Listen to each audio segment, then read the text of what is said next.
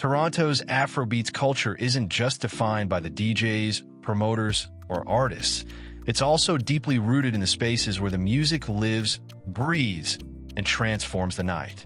The venues themselves tell a story. From cozy lounges to grand ballrooms, from student bars near York University to luxury clubs in downtown Toronto, each space has played a major role in shaping the way Afrobeats is experienced, celebrated, and remembered. If you've ever walked into an Afrobeats event in Toronto, you'll know that the vibe starts before the first beat even drops.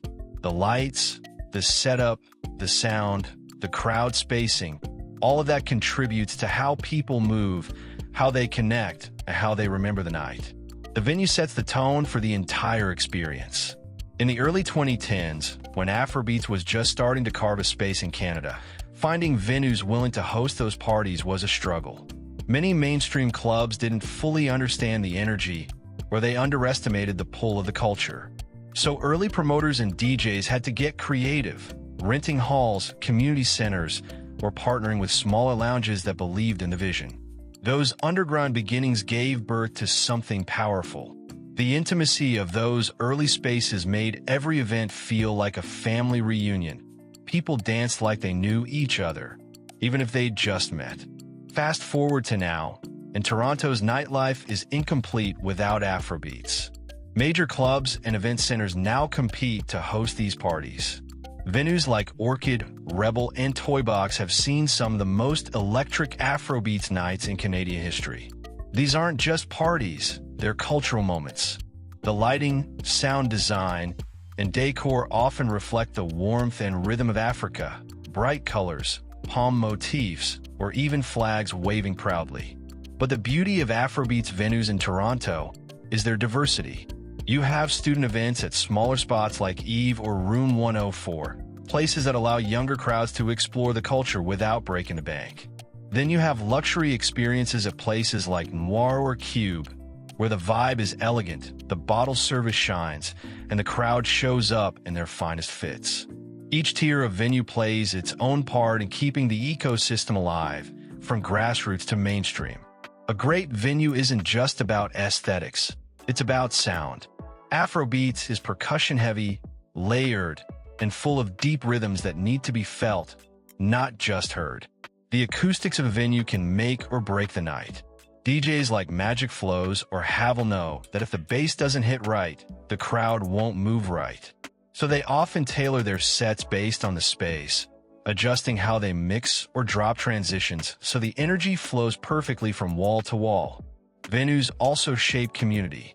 When a spot becomes known for Afrobeats, it turns into more than a place, it becomes a meeting ground for culture.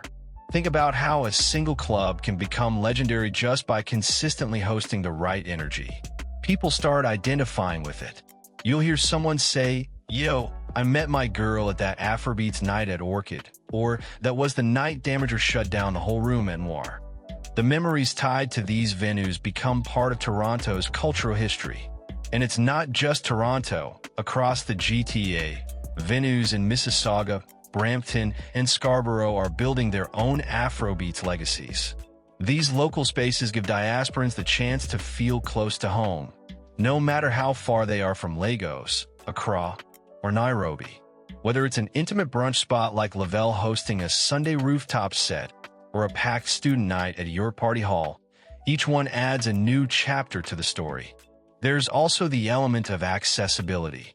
Some venues cater to older crowds who prefer upscale lounge experiences. A glass of wine, softer lighting, and smooth amapiano transitions. Others thrive on raw energy, sweaty dance floors, booming speakers, and that unfiltered Lagos chaos that defines youth. The coexistence of both keeps the scene dynamic. Toronto's Afrobeats culture grows stronger when every demographic feels like they have a home. And let's not forget what happens behind the scenes.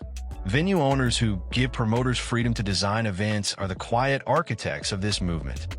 They allow creativity to flow, from Afro decor themes to live drummers, cultural fashion shows, and dance competitions. Without that open-mindedness, Afrobeats wouldn't have grown the way it has in Canada. The collaboration between venue owners, DJs, and promoters has created a self-sustaining cycle. The more successful the parties, the more venues want in.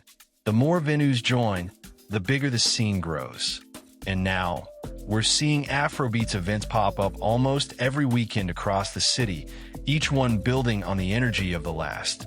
It's a reminder that music needs space to exist, both physical and emotional. Without venues willing to take a chance, Afrobeats in Toronto might still be an underground genre. But because these spaces open their doors, the culture now has a home. Every stage, every dance floor, every packed crowd singing along to Burna Boy or Asake, it's all part of that evolution. At the end of the day, the venues are more than walls and lights. They're where stories unfold, where friendships are born, and where Toronto's African community shows the world how alive and unified it truly is. When you think about the power of Afrobeats in Canada, don't just think about the artists. Think about the spaces that made it possible. So next time you step into an Afrobeats event, look around, feel the energy, watch the people, take in the atmosphere. That's not just a party you're at. That's history in motion. The sound, the rhythm, the laughter, all of it happening because a venue dared to believe in the culture. If you've been to one of those unforgettable nights, you know exactly what I mean. And if you love what Afrobeats is doing for Toronto, don't forget to like this video, drop a comment, and subscribe for more stories that highlight how this culture keeps evolving every single weekend. Because Afrobeats isn't just music, it's an experience. And in Toronto, the venues are where that experience truly comes alive.